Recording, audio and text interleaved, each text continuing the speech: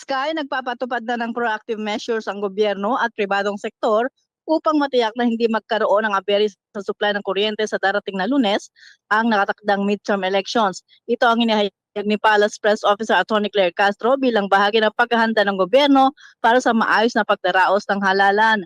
Ayon kay Castro, inatasan na ng Department of Energy ang National Grid Corporation of the Philippines, ang National Electrification Administration, mga electric cooperatives at pribadong distributors na siguruhing walang magiging sagabal sa mga power lines.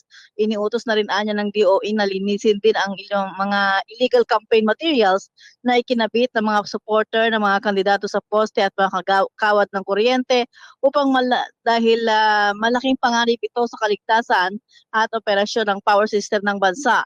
Sinabi ni Castro na inireport ng Commission on Elections sa DOE ang mga illegal campaign materials na nakakabit sa mga poste at kawad ng kuryente, kaya iniutos na alisin ang mga ito upang tuloy-tuloy ang supply ng kuryente lalo na sa darating na halalan.